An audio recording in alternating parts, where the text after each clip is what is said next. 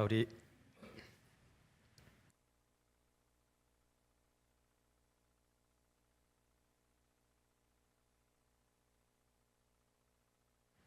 주목용자매는 제게 워낙 각별하기도 하지만 우리 예나 예준이 보면 우리 은지 은채 볼 때도 그래요.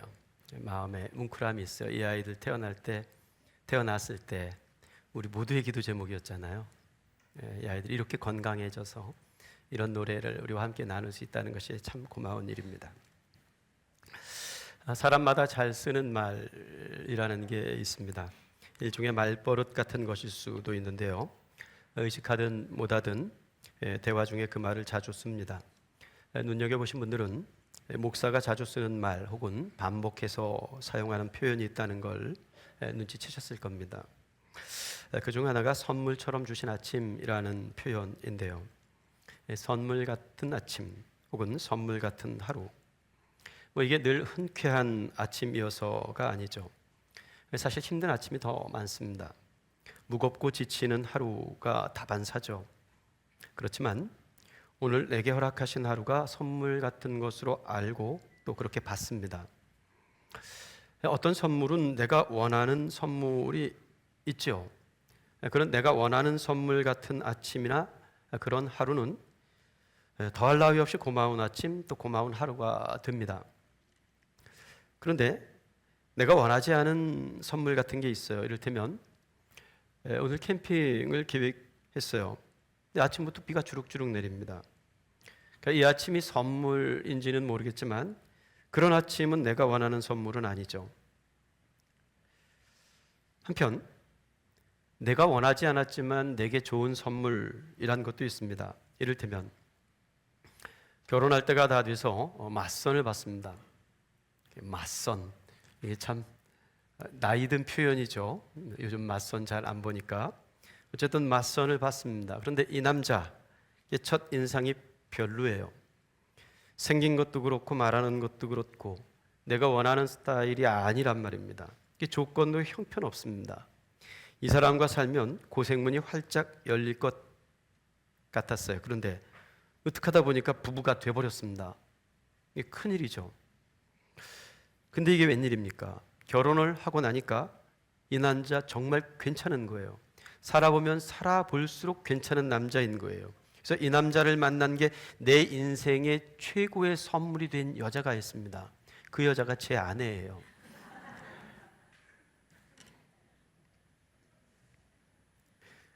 일부 예배 때 그 얘기를 했더니 제 아내가 도끼 눈을 뜨고 바라보더라고요. 오늘은 전도서 3장입니다. 널리 알려지고 또 읽히고 있는 말씀인데 이 말씀의 설교 제목은 좋음의 선물입니다. 살펴 읽은 본문을 통해서 선물 같은 몇 가지 좋음을 좀 정돈해 봤어요. 그 첫 번째 좋음이 때의 좋음이고 두 번째 좋음이 그때의 이때여서 노을의 좋음이고, 그래서 결론적으로 쉼의 좋음, 놀이의 좋음까지 좀 이루려고 합니다. 첫 번째 좋음은 때의 좋음입니다. 제가 이제까지 본 중에서 우리 강성수 집사님께서 성경 봉독 제일 잘한 주일인 것 같아요. 정말 아름답게 쏙쏙 들어오게, 우린 준비도 안 했는데 막 읽기 시작하셔서 고맙습니다. 살펴 읽어주신 전도서 3장 2절부터 8절까지의 쭉 긴 이야기가 때의 대조예요. 때의 대조적 진술이죠. 좋을 때가 있으면 나쁠 때가 있다, 이런 대조적 진술을 아주 길게 이어가고 있습니다. 자, 날 때가 있어요. 날 때가 있으면 죽을 때가 있는 거죠. 심을 때가 있어요. 심을 때가 있으면 또 뽑을 때도 있다는 겁니다. 울 때가 있어요. 엉엉. 그런데 울기만 하지 않아요. 어떤 때가 있어요? 웃을 때도 있습니다. 슬퍼할 때가 있으면 춤출 때도 있다는 거죠. 찾을 때가 있어요. 뭘 좀 벌 때가 있고 뭘 좀 얻을 때가 있습니다. 그런데 또 어떤 날은 손해볼 때도 있습니다. 침묵할 때도 있고 또 말할 때도 있습니다. 무엇보다 사람은 사랑할 때가 있어요. 그런데 사람이 사랑만 하고 살지 않아요. 사랑할 때가 있는 반면 또 미워할 때도 있단 말입니다. 이처럼 아주 긴 대조적 진술을 적어두고 나서 이 전도서의 기자는 그 결론적인 언급을 이렇게 적어두고 있습니다. 그게 11절이에요. 11절 상반절을 같이 한번 읽어보겠습니다. 함께 읽죠. 시작.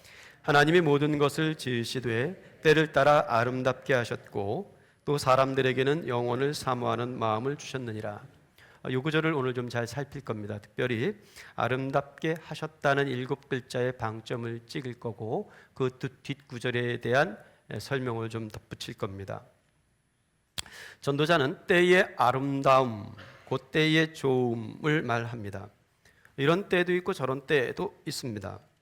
우리의 경험과 바람, 우리의 한계치, 이게 뭐 어쩔 수 없는 우리의 이 한계치의 경험으로는 이런 때는 좋은데 저런 때는 좋지 않습니다. 울 때를 좋아하는 사람이 어디 있습니까? 나 웃을 때를 좋아합니다. 찾을 때를 좋아하죠. 이런데도 말씀드렸습니다만 고유가지원금 30만 원 내주니까 세상 천국 같더라고요. 너무 좋아요. 근데 늘 그렇게 좋을 때만 있는 것 아니죠. 그 고유가 지원금 받아서 기름 넣고 운전하다가 딱지를 끊었어요. 그러면 그 잃을 때는 좋아요, 안 좋아요? 진짜 끄는 건 아니고요. 그건 좋지 않습니다. 그러니까 이런 때는 좋고 또 저럴 때는 좋지 않습니다. 문제는 우리가 찾을 때만 있고 얻을 때만 있고 웃을 때만 있고 그러지 않더라는 거예요. 찾을 때가 있으면 필연 잃을 때도 있습니다. 그게 사람 사는 일이죠. 그래서 전도서 3장은 아예 시작부터 그걸 못 박아둡니다. 범사에 기한이 있고 천하만사가 다 때가 있다. 범사에 기한이 있다는 말을 직역하면 모든 것에는 아주 탁 하고 정해둔 때가 있다는 말이에요. 인간에게는 때, 시간이라는 것이 있습니다. 이건 기회죠. 우리에게 시간이 있다, 우리에게 때가 있다는 것은 하나의 기회입니다. 열린 기회죠. 그래서 가능성을 두고 하는 말이기도 합니다. 좋은 일이에요. 열려 있으니까요. 가능성이 있으니까. 하지만 그저 마냥 좋은 게 아니죠. 때, 우리들의 시간은 뭔가를 실현할 수 있는 시간이기도 하지만 그 시간과 때가 정해져 있습니다. 묶여 있어요. 그러니까 가능하긴 한데 다 이룰 수는 없을 수도 있죠. 우리 사실 전도서는 좀 어려운 본문이죠. 우리 이재진 사모님께서 주로 사용하시는 말버릇처럼 쉽게 말해서 좀 표현해 보겠습니다. 제 딸아이가 고3입니다. 이 녀석이 근래 자주 하는 말이 있어요. 시간이 없다는 거예요. 시간이 없대요. 고3이 1년만 더 있었으면 좋겠대요. 딱 1년만 고3이 더 있었으면 좋겠답니다. 고3 지내오신 분들은 그게 뭔 말인지 아실 거예요. 1, 2학년 때 공부에 좀 소홀했습니다. 그러다 고3 돼서 공부 좀 하더라고요. 그러니까 열심히 해보니까 좀 되는 모양이에요. 점수도 나오고 등급도 나오고 되니까 좋아요, 안 좋아요? 좋단 말입니다. 가능성이죠. 기회예요. 열려 있습니다. 시간은. 그래서 해보니까 돼요. 좋더란 말입니다. 그런데 시험이 몇 달밖에 안 남았습니다. 정해진 시간이 너무 짧다는 거예요. 수능일이 딱 정해져 있으니까 그 수능일이 1년만 더 있었으면 좋겠대요. 저는 1년만 더 있어도 그 날짜가 소용이 없다는 걸 압니다. 뭐가 달라지겠어요, 그죠? 가능한 때이지만 제한된 때이죠. 가능이 현실이 되면 그것이 좋음이 되지만 그 가능이 현실이 되지 않으면 좋지 않죠. 그 가능한 때 얼마 남은 시간으로 열심히 공부해서 좋은 점수를 받으면 좋음이 되지만 그렇지 않고 점수가 좀 안 좋으면 그대로 안 좋음이 되는 거죠. 그게 우리 인간이 가지는 경험치의 한계입니다. 그래서 좋은 날은 덩실덩실 춤을 추지만 나쁜 날은 꺼이꺼이 통곡을 하는 거예요. 우리에게는 모든 때가 다 좋은 게 아니라는 말입니다. 그렇잖아요, 솔직히. 그죠? 모든 때가 다 좋아요? 그렇지는 않단 말입니다. 그런데 전도서는 우리의 경험치의 한계는 그런데 하나님은 그렇지 않다는 것을 우리에게 알려주고 싶어 해요. 11절 다시 보겠습니다. 하나님이 모든 것을 지으셨대요. 그런데 어떻게 지으셨냐면 때를 따라 아름답게 하셨대요. 아름답게 하셨다. 7급제의 방점을 좀 찍자고 했어요. 그리고 사람들에게 영원을 사모하는 마음 주셨대요. 자, 하나님은 창조주 하나님이시죠. 오늘 우리 예나 예준이 가족이 봉헌송 부른 내용대로 창조주 하나님께서는 모든 걸 때 맞춰서 알맞게 만드셨습니다. 그 만드신 창조 세계를 보시면서 좋다 그러셨죠. 첫째 날 보시기에 좋았다. 둘째 날 보시기에 좋았다. 이렇게 만드신 것마다 다 좋았대요. 그런데 우리는 때를 따라 아름다운 하나님의 좋음을 아주 제한적으로 경험해요. 우리가 하나님이 아니기 때문이죠. 그래서 하나님께서 우리에게 영원을 사모하는 마음을 주셨대요. 사실 오늘 이 설교 본문은 프로페자의 우리 목사님들 연구 본문이에요.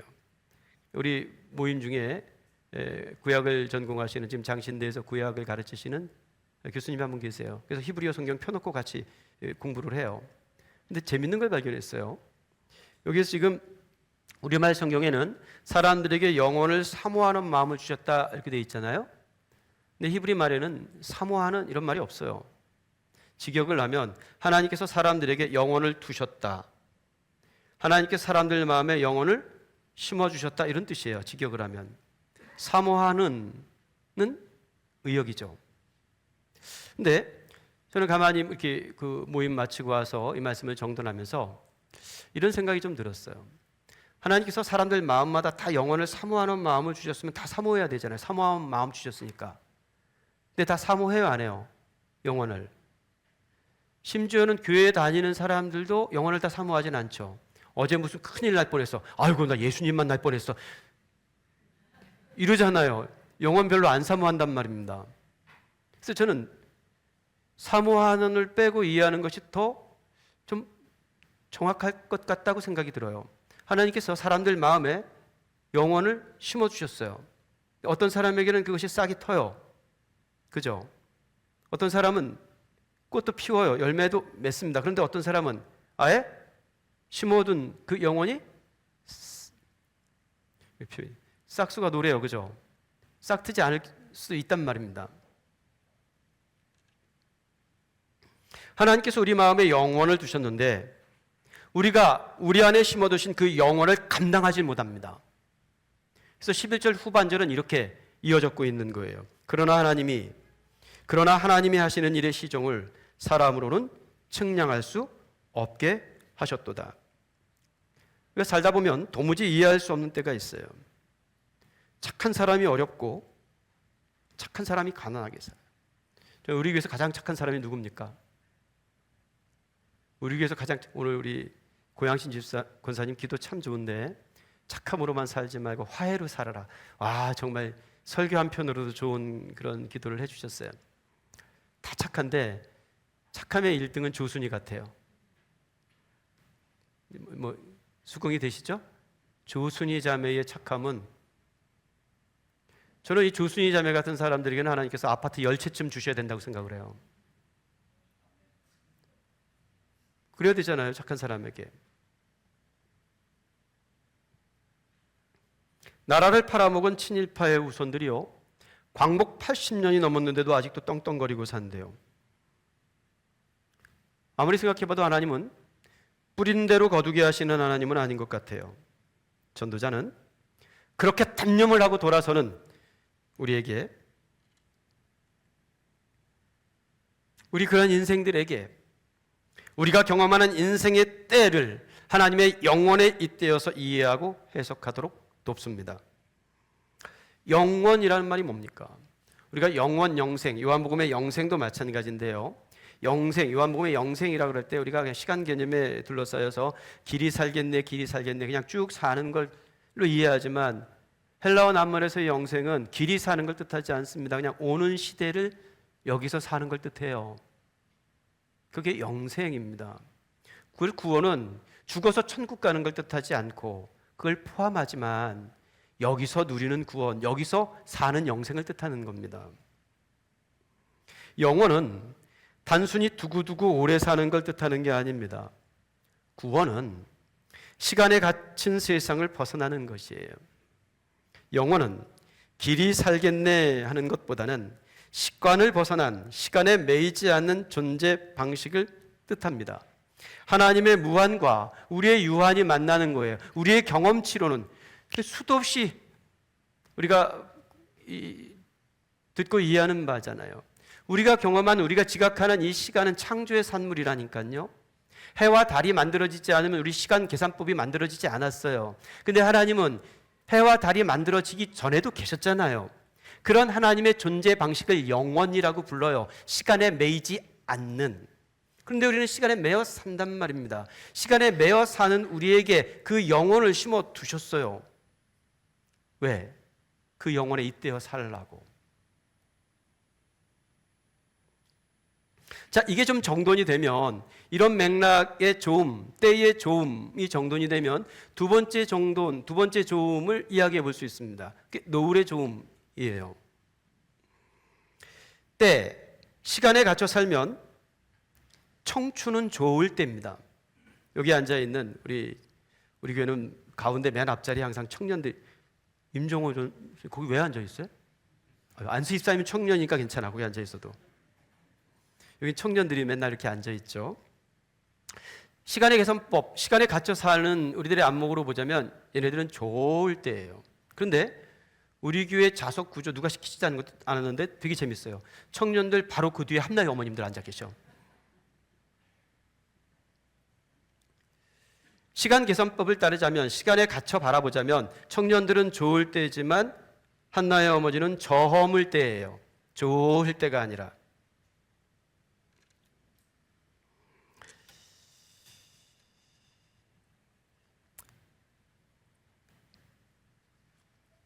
뭐 이런 질문이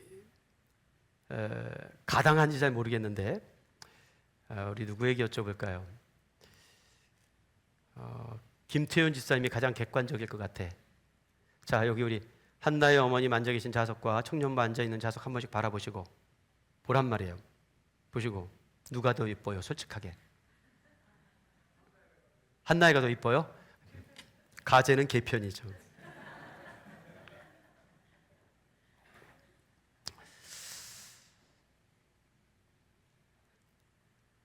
세상 어리석은 질문이죠. 그런데 인생의 질문은 다 이 비교선상에 서 있습니다. 그렇잖아요. 우리가 이해하고 경험하는 시간, 그때의 안목으로 보면 청년부가 훨씬 이쁩니다. 그런데 하나님도 그러실까요? 얘들도 나이 듭니다.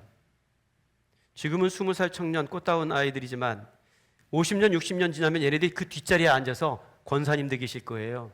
김윤서 권사님, 여나영 권사님 이런다니까요. 하나님은 시간, 때에 갇혀 계신 분이 아니죠. 이 아이들의 시간은 늘지만 하나님의 시간은 늘질 않습니다.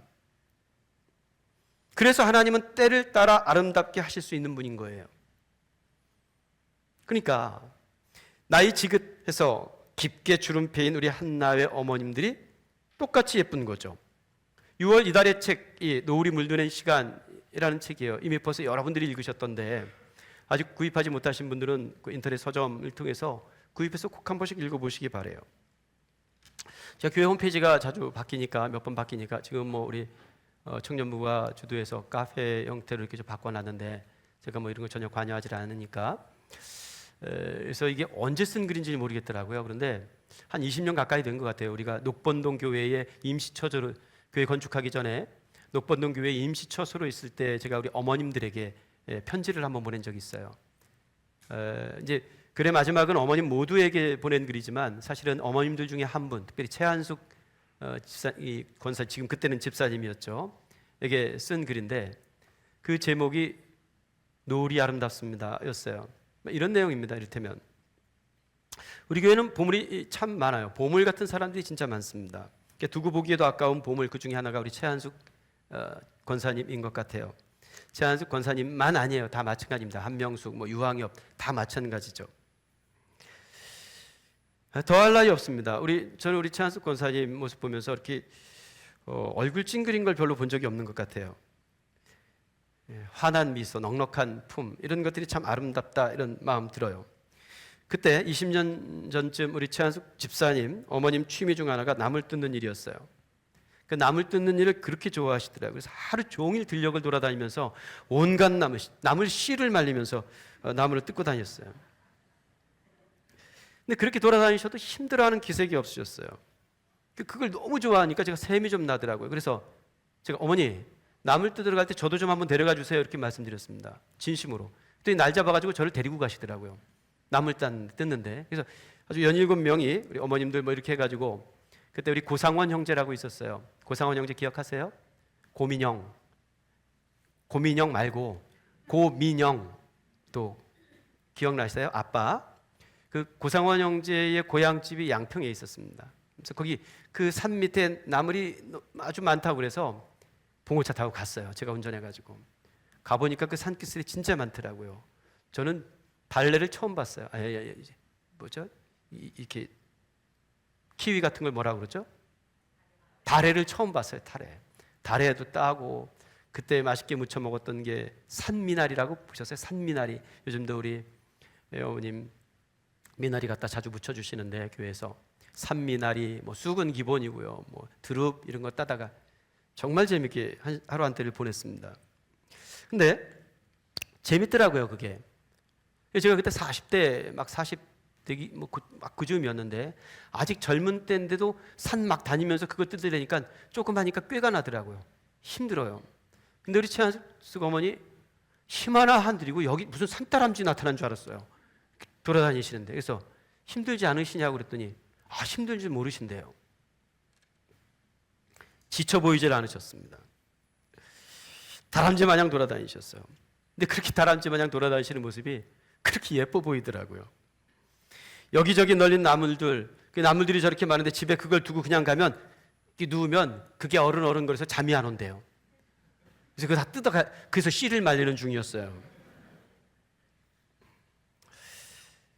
어머니 참 욕심도 많으시네. 제가 그랬습니다. 이렇게 말을 했지만 그 욕심이 믿게 보이질 않더라고요. 귀여웠습니다. 그날 점심 삼겹살 구다가 뜯은 나물 이렇게 쌈 싸고 굽고 이래서 아주 정말 맛있게 먹고 잘 놀다가 배 두드리면서 돌아왔어요. 날이 저물어 돌아오는 길, 제가 이렇게 운전하고 있는데 양평이니까 이렇게 돌아오는 길 남한강을 끼고 돌아오죠. 근데 그 남한강 저 끝으로 해가 기울더라고요. 근데 해가 막 기우니까 그 강가에 비친 노을이 참 예뻤어요. 그러니까 그 뒷자리에서 어머님들이 저 노을 좀 봐. 너무 예쁘지 않아? 막 이러시는 거예요. 저도 보니까 너무 예뻤습니다. 근데 그 노을 바라보면서 제가 그런 생각이 들었어요. 물었습니다. 제 속으로 혼자. 노을은 왜 아름다울까? 여러분 생각은 어떠세요? 노을은 왜 아름다울까요? 제 대답은 이렇습니다. 뭐 이게 과학적 분석 뭐 이런 거 따지지 말고요. 이게 정답이 이런 거 따지지 말고 그냥 제 대답은 이렇습니다. 노을이 왜 아름다울까? 바라볼 수 있어서 아름답다. 한낮의 태양은요, 그 쨍한 태양은요, 바라보기가 어려워요. 그 지나친 정열은 바라보기가 부담스럽습니다. 한낮의 강렬한 빛이 숨을 좀 돌릴 즈음, 그 민망함이 고즈넉함이 되었을 그때 바라보게 되고 바라볼 수 있게 되는 아름다움이 됩니다. 나이 20, 나이 30 이런 여인들은 빛이 나죠. 뭐 굳이 화장을 하지 않아도 예뻐요. 제 아내가 우리 권사님, 여민정 권사님이 어디 갔다 오시면서 뭐 화장품을 하나 선물해 줬나 봐요. 아침에 그러더라고요. 여보 이 화장품이 너무 좋아. 그래. 그래서 뭐가 어떻게 좋은데? 그랬더니 대답을 못해서 예뻐져? 그랬더니 아니 예뻐지진 않는데 예뻐지지 않는데 뭐가 좋아? 그랬더니 화장을 잘 받아. 그래서 화를 내더라고요. 화장을 잘 받으면 그게 예뻐지는 거야. 그래서 성질을 내더라고요. 제 아내가 환갑을 넘으니까요. 화장을 안 하면 안 이뻐요. 근데 얘들은 화장 안 해도 예쁩니다. 그렇죠? 근데요 제가요. 이 예쁜 아이들, 우리 30, 40 예쁜 자매들 예배 마치고 나올 때 한 번도 안아본 적이 없습니다.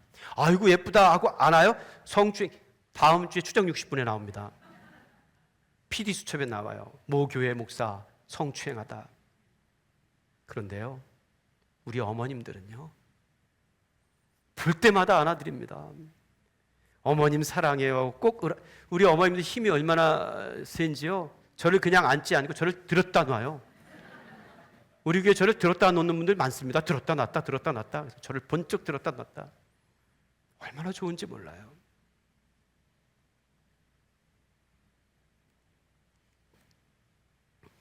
믿음은 하나님의 시각으로 바라보는 거잖아요. 그죠? 그리고 하나님의 시간을 따라 사는 거예요. 그게 믿음입니다, 여러분. 시간. 우리가 그때에 갇혀 살면 우리가 세상과 뭐가 다릅니까?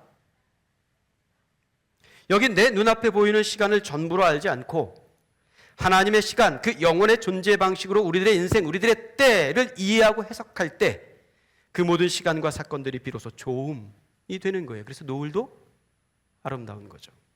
때를 따라 아름답게 하셨으니까. 우리 안에 두신 영원, 우리 안에 심어두신 영원, 그 영원이 싹을 틔우고 꽃을 피울 때 비로소 돌아보니 발자국마다 은총이었다고 노래를 할 수 있게 됩니다. 그 노래가 열매처럼 달릴 때 노을도 아름답고 때로 잃은 것들도 아픈 것들도 상한 것들도 좋음이 될 수 있단 말입니다. 그래서 좋은 것만 좋다 하지 않고 좋을 수 없는 것들도 좋음으로 받아들여 살아요. 그런데 이런 건 아무나 할 수 있는 게 아니잖아요. 이건 에무나가 되어야 할 수 있는 거란 말입니다. 에무나가 뭐라고요? 이 주일을 지나면 제가 설교할 때뿐만이 아닙니다. 모든 설교자들이 다 설교할 때 우리 송재호 형제가 진짜 얼마나 많이 시간을 들이는지 그걸 AI에다 넣어가지고 분석해가지고 때로는 뭐 이렇게 대담 형식으로 설교를 만들기도 하고 뭐 정말 훌륭하게 만들어요. 그리고 또 하나가 이제 노래를 만드는데 이번 주 에무나송을 만들었어요. 근데 이번 주 에무나송은 재즈 블루스예요. 와, 그 내용은 뭐 제가 뭐 말하지 않겠는데, 야, 이런 노래 교회에서 부를 수 이거 단톡방에 다 옮겨주세요. 한 번씩 들어보시게. 에무나송, 재즈 블루스로 부르는 에무나송. 이 때에 갇혀 사는 이 시대 속에서, 이 세상 속에서 때에 갇히지 않고 사는 것은 아무나 할 수 있는 게 아니란 말입니다. 그건 믿음이 있어야 하는 일이잖아요. 그래서 그 에무나로 사는 모습인 겁니다. 이렇게 때의 좋음이 정리되고 노을의 좋음까지 이해가 될 때 놀이의 좋음을 이해할 수 있어요. 세 번째 맥락, 놀이의 좋음으로 맥락을 이어가 보겠습니다. 전도자는 이렇게 말해요. 12절과 13절 말씀 보겠습니다. 사람들이 사는 동안에 기뻐하며 선을 행하는 것보다 더 나은 것이 없는 줄을 내가 알았다. 사람마다 먹고 마시는 것과 수고함으로 낙을 누리는 그것이 하나님의 선물인 줄 또한 알았다 하는 거예요. 14절은 읽지 않았는데 12절부터 14절까지 매 구절마다 내가 알았다, 내가 알았다, 내가 알았다는 말이 유레카 같은 거죠. 내가 알았어 라는 말이 반복됩니다. 뭘 알게 된 걸까요? 이 전도자는 사람들이 사는 동안 기뻐하며 선을 행하는 것, 그것보다 더 나은 게 없다는 걸 알았대요. 뭐 기껏 안다는 게 당연한 얘기네 이렇게 생각하실지 모르겠습니다만 여기서 흥미로운 공부를 좀 하나 해보겠습니다. 선을 행하다, 선을 행하는 것보다 더 나은 게 없다 이렇게 되어 있잖아요.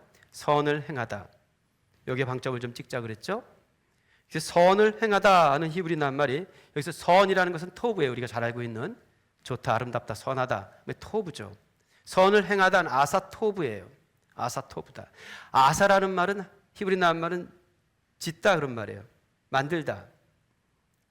그러니까 아사토브는 지어놓으신 게 좋다는 얘기예요. 뭐가 떠올라요? 창세기 1장이 떠오르죠. 매일매일 지어놓으시고 보시기에 좋았더라. 아사토브입니다. 그런데 6일 창조의 좋음은 6일로 마친 게 아니잖아요. 우리 십계명 공부하신 분들 2시간 가까이 같이 이 대목 공부했습니다만 6일 창조의 좋음은 어디를 향해요? 7일 안식을 향한단 말이에요. 그리고 그 7일째 되어서 그 조음이 완성이 돼요. 그게 아사토부예요. 쉼, 안식이죠. 하나님께서 안식일에 쉬셨습니다. 그 안식일을 복되게 하셨고 그 안식일을 거룩하게 하셨대요. 그날은 하나님의 안식일입니다. 하나님의 안식을 따라 우리들에게 너희도 안식하라고 말씀하시는 거죠. 하나님 하시는 일, 그 아사토부의 완성은 쉼, 안식입니다. 전도자는 그 아사토부를 사람에게 붙였어요. 하나님에게 붙여 쓰는 그 아사토부를, 하나님 하시는 일의 좋음을, 하나님 지으신 일의 좋음을 사람에게 갖다 붙였습니다.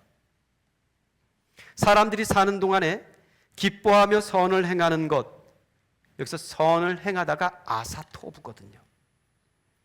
이게 뭐 가서 내가 어디 가서 봉사 열심히 하고 그런 얘기를 하는 게 아니에요. 지금 이것은 선을 행하는 것, 아사토부보다 더 나은 것, 여기서 더 나은 것은 토부예요. 그러니까 아사토부보다 더 토부한 것은 없다, 그런 얘기예요.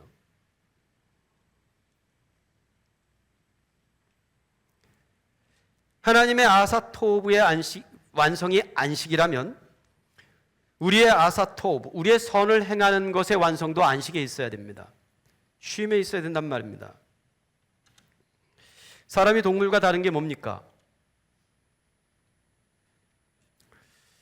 사람이 동물과 다른 게 뭔가에 대한 이 질문의 답을 위해서 나온 개념이 호모사피엔스예요. 사피엔스.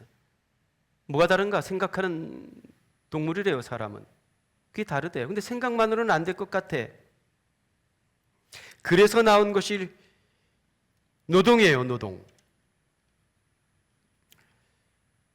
사피엔스로만 이게 뭐 만족스럽질 않아. 그래서 일의 중요성으로 자기 정체성을 가져가려고 해요. 광화문에서 서대문으로 이렇게 들어오는 길에 보면 흥국생명이라는 아주 큰 빌딩이 하나 있죠. 거기 여러 번 지나가면서 저 거기 사진도 찍고 막 그랬는데 아주 큰 조형물 하나가 있습니다. 이런 조형물이에요. 이걸 만든 사람이 유명한 조각가래요. 뭐 조나단 브로프스키라는 그런 유명한 조각가라고 합니다. 이 조형물의 제목이 망치질하는 인간이에요. 망치질하는 인간. 지금은 이 사진 있지만 저거 이렇게 움직입니다. 망치질이 이렇게. 엄청 큰 조형물인데 이렇게 움직입니다. 이게 빌딩 가득한 시내 한가운데 저 조형물이 세워져 있다는 것이 뭘 상징하겠습니까? 이 시대의 정체와 가치를 노동에 규정한다는 거예요. 우리는 노동하는 사람이라는 거예요. 왜? 뭐 때문에? 뭐 때문에 일합니까? 돈 벌려고. 그 돈이 우리에게 안식을 가져준다고 생각을 하는 거예요. 그런데 돈 벌어보니까 그렇습니까? 죽으라고 돈을 버는데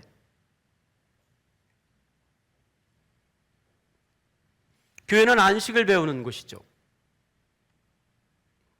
안식은 노동에 대한 저항입니다. 이건 제 말이 아니고 월터 브루그만이라는 최근에 돌아가셨어요. 정말 훌륭한 구약학자의 이야기예요. 안식일 공부하면 이 책 제목이거든요. 안식일은 저항이다. 읽지 않고는 건너갈 수 없는 이 안식일 공부에서 안식일은 저항입니다. 이 노동의 세상에서 노동으로 우리가 확보할 수 있는 안식을 꿈꾸는 세상에서 아니야 하고 저항하는 것, 그게 안식이죠.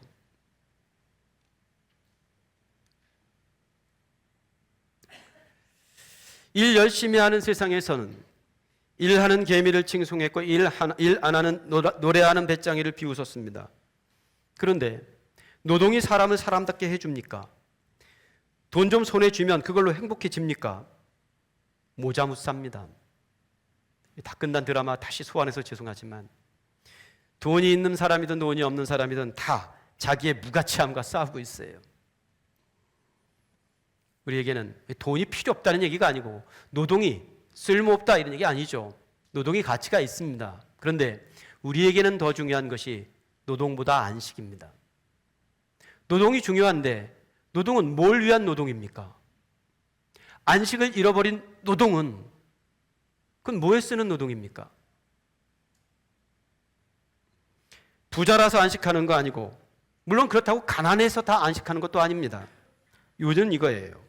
시간과 물질에 갇히지 않는 일체의 비결, 하나님의 아사토브로 토부한 인생의 자리에서라야 안식을 경험할 수 있어요. 그럴 때라야 하나님 나라가 너희 안에 있다가 되는 거죠. 주중에 우리 김기성 집사님, 이동화 권사님 댁 신방이 있었습니다. 지금 새싹 조각 신방 중인데요. 새싹 조각 신방은 조각 지체들이 벌떼처럼 같이 따라가요. 그래서 반차내고 따라옵니다. 요즘 제가 무슨 신방대원을 모시고 다녀서 한 30년 전으로 간 것 같아요. 옛날에 신방대원 우르르 갔잖아요. 죄 자매님들만 있고 목사 하나만 이렇게 성경책 딱 들고 이렇게 양복 입고 그 민망한 모습. 요즘 제가 그걸 재현하고 있습니다. 그래서 양복 안 입고 가요.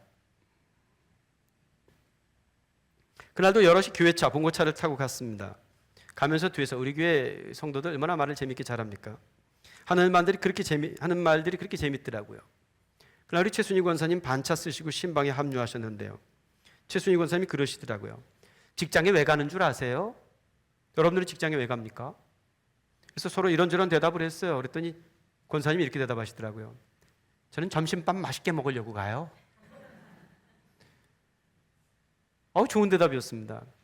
이게 그날 제 아내가 자리에 없었거든요. 어디 출타 중이어서 제가 컵라면으로 점심을 먹었습니다. 근데 그 말을 듣고 목사님 무슨 점심을 컵라면으로 드세요? 저는 직장을 가는 이유가 점심을 맛있게 먹으러 가는 거예요. 그러더라고요. 그 멋진 대답이더라고요. 그래서 제가 최순희 권사님께 물었습니다. 권사님, 성도들이 교회 왜 오는 줄 아세요? 오는 이유가 저마다 뒤에서 말씀하시더라고요. 그래서 제가 대답했죠. 성도들이 교회 오는 이유는요, 예배 빨리 끝나고 집에 가려고 오는 거예요. 농담인데 안 웃네? 그랬더니 또 깔깔깔 웃으시더라고요. 그러면서 최순희 권사님 그래. 목사님 그거 틀렸어요. 우리는 예배 끝나도 집에 안 가요. 예배 끝나면 또 조각 모임 길게 하고 어쩌다 한번 집에 일찍 들어가면 남편이 깜짝 놀란대. 왜 이렇게 일찍 왔어? 이렇게 깜짝 놀란대요.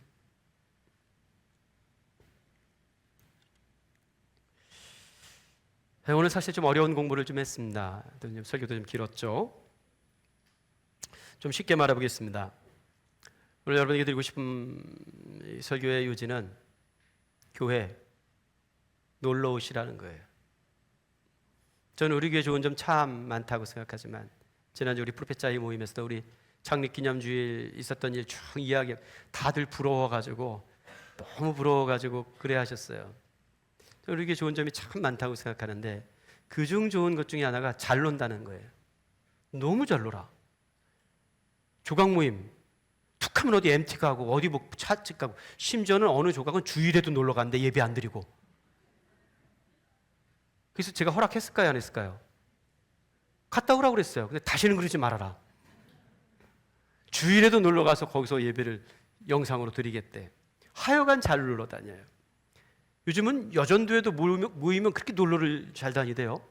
지난번 모임에 하루 종일 놀러 다녀가지고 남편들이 교회에서 무슨 호래비처럼 서성거리는데 눈빛이 저에게 이거 좀 조정 좀 해주세요. 그런 눈빛이었어요.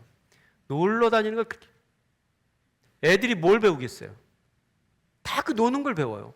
우리 청년부, 박종환 목사님, 우리 청년부 MT가 1년에 몇 번이에요 도대체?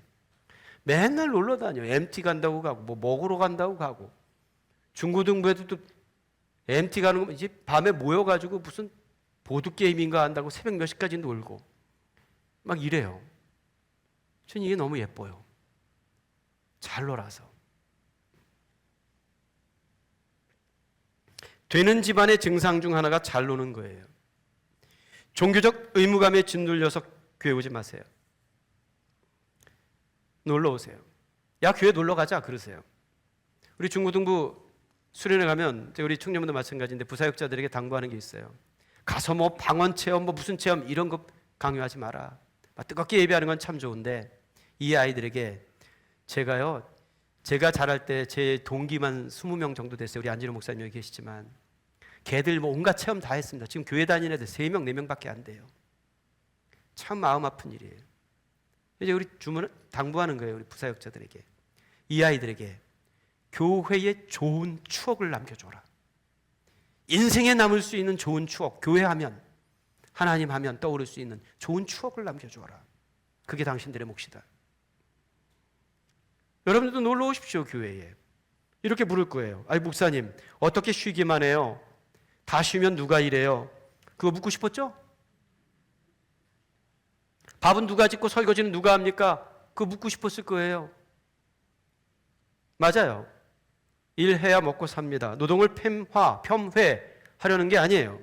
다만 그 수고가 무엇을 위한 것인지를 잘 살펴야 해요.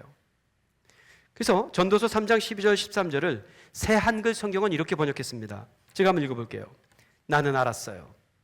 너무 좋죠? 나는 알았어요. 뭘 알았나? 사는 동안 기뻐하며 즐기는 것 말고는 사람에게 좋은 게 없다는 걸 알았어요. 또 뭘 알았나? 사람마다 먹고 마시며 온갖 수고 가운데 보람을 느끼는 것, 그게 하나님의 선물이라는 걸 알았어요. 지금 월드컵이 한창입니다. 월드컵 축구 선수들은 축구가 재미있을까요? 없을까요? 그게 뭐가 재밌겠어요? 제가 중고등부 전도사 노릇할 때 우리 모경이 잘할 거예요. 제가 가르쳤던 아이들 중에서 체대를 준비하는 아이들이 몇 있어요. 하나는 유도, 하나는 야구, 하나는 볼링 했어요. 볼링하는 이놈은 국가대표 상비군까지 했어요. 근데 국가대표 상비관 한 이놈이 제일 힘들어했어요. 제일 잘하는 놈이 제일 힘들죠. 그죠? 그냥 저절로 잘하는 건 아니니까. 그래서 저 만날 때 이 아이가 여러 번 울었습니다. 목사님, 저 못하겠어요. 차라리 공부를 하겠어요. 그랬어요. 축구 선수가 축구 재밌습니까? 축구는 누가 재밌냐면 조병욱, 곽희태가 재밌어요.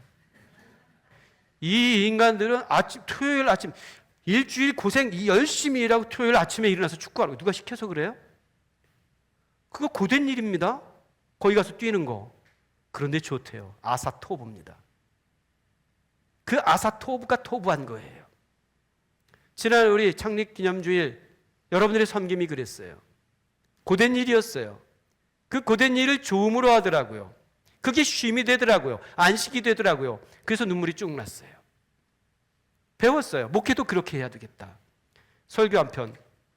저는 이 스케치가 이 인사이트가 생겨가지고 그다음에 막 스케치를 막 해놓고 이 내용을 정리하는데 정리가 정말 안 되더라고요. 설교 정리가 안 되는 날이 있어요. 그래서 어제 새벽 2시쯤 됐는데 제 아내가 전화가 왔어요. 여보 왜 안 와? 그래서 제가 승질을 냈어요. 아직 안 됐으니까 안 가지. 빨리 하고 와 그러더라고요. 힘들더라고요. 준비하는데 설교 한 편 준비하는데도 제가 배우는 거죠. 힘들지만 아사토브로 토부하는 거예요. 그 힘겨움을 즐거움을 하는 거죠. 때를 따라 즐거움을 배우는 거죠. 그것이 하나님 나라를 사는 우리들의 일체의 비결입니다. 그게 애문하고 그게 믿음 아니에요. 말씀을 맺겠습니다. 아사토브의 토브, 하나님의 좋음이 우리의 좋음이 되어서 좋음의 선물 하나 들고 다시 아침을 맞았으면 좋겠습니다. 오늘 설교 마치면 찬송가 490장을 부를 텐데요. 찬송가 490장의 첫 소절이 이렇습니다. 주여 지난밤 내 꿈에 배웠으니 그 꿈 이루어 주옵소서. 저는 이 노래를 부르면 이 노래를 지으신 분은 그날 밤 꿈 도대체 어떤 꿈을 꾸길 바랬을까 이런 생각이 들어요. 지난밤 내 꿈에 배웠대. 도대체 무슨 꿈을 꾼 거예요? 어떤 꿈을 꾸고 싶은 거예요? 여러분들은 무슨 꿈을 꾸고 싶습니까? 2절은 이렇게 시작합니다. 마음 괴롭고 아파서 낙심될 때 내게 소망을 주셨대. 마음이 괴로워. 너무 아파. 무엇 때문이든 누구 때문이든 너무 힘들어. 마음이 어려운 그때 내게 소망을 주셨대. 여러분들은 마음 아프고 어려운 그때 어떤 소망을 가지고 삽니까? 저 죽일 놈 자빠져도 코가 깨져라. 이런 소망 가지십니까? 내 마음이 괴롭고 아플 때, 내가 낙심될 때 내가 가진 소망은 선물 같은 소망입니까? 아니면 허망하기 짝이 없는 소망입니까? 3절은 이렇습니다. 세상 풍조는 나날이 변하여도 나는 내 믿음 지키리라. 격세지감이죠. 세상 참 많이 달라졌습니다. 달라진 세상을 따라서 믿음도 달라지더라고요. 그죠? 선물이 누구에게나 보물이 되는 건 아닙니다. 하나님의 시간 속에서 오늘을 선물로 받아드는 하루, 거기에 하나님 나라가 있는 거예요. 그래서 자꾸 죽지도 않으려고 그러면서 죽어서 가는 천국 맨날 이러지 말고, 죽기는 싫잖아. 그러지 말고 여기서 사는 행복이 무엇인지, 기쁨이 무엇인지, 여기 지금 오늘 이 아침의 구원이 무엇인지, 여기서 어떻게 영생에 잇대어서 하루를 살 것인지 우리 안에 심어둔 그 영생을 싹 틔우고 꽃 피우고 열매 맺으면서 살 수 있는 그런 공동체와 성도들이 될 수 있기를 축복합니다. 기도하겠습니다.